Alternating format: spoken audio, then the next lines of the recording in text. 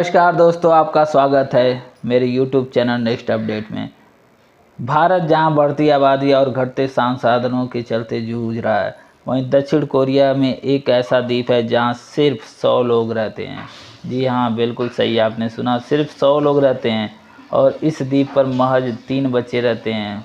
South Korea की बूढ़ी होती आबादी और बेहद तेज़ी से घटते जन्म दर के चलते इस द्वीप पर ऐसे हालात उत्पन्न हुए हैं कि इन बच्चों में लू चान ही और उनकी 2 बहनें ही हैं। लू चान ही ने रॉयटर्स के साथ बातचीत में कहा कि मुझे काफ़ी अच्छा लगता अगर यहाँ और भी बच्चे होते, क्योंकि मुझे खेलने के सारे ऑप्शन मिलते और अभी मैं एक 66 साल के किम सिंग यंग के साथ खेलना पड़ता मुझे।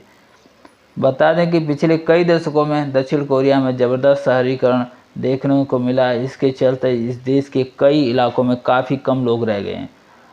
अगर बात नोकोडो द्वीप की करें तो यहाँ सिर्फ 100 लोग ही हैं। इस द्वीप पर मौजूद एकमात्र स्कूल 1.5 दशक पहले से ही बंद हो चुका है और इन बच्चों को एक अस्थायी स्कूल में पढ़ाई करनी पड़ती है। यह द्वीप एक दौर में फिशिंग के लिए काफ़ी मशहूर हुआ करता था। किम कहते हैं कि मैं इस जगह को बचाना चाहता हूं, लेकिन यहाँ लगातार घटती आबादी से मुझे बेहद चिंता होती है।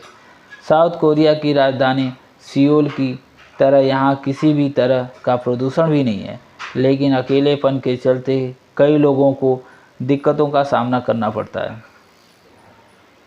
गौरतलब है कि दक्षिण कोरिया दुनिया की सबसे तेज़ी बूढ़ी होती आबादी वाले देशों में काफ़ी ऊपर है।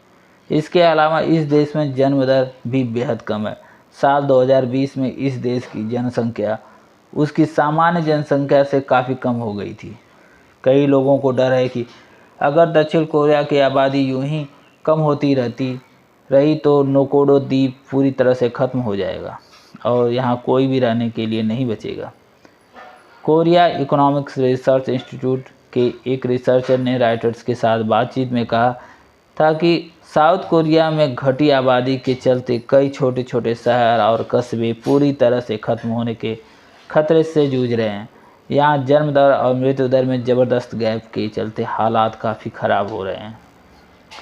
दक्षिण कोरिया में साल 1970 में प्रजनन दर 4.5 थी, जो 2020 में घटकर 0.8 रह चुकी है।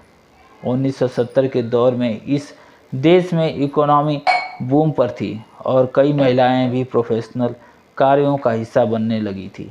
इसके बाद से ही साउथ कोरिया में फैमिली प्लानिंग को लेकर कई कैंपेन देखने को मिले थे। इसके अलावा बढ़ती महंगाई और कोरोना वायरस ने भी लोगों को बच्चे पैदा करने को लेकर काफ़ी हतोत्साहित किया है।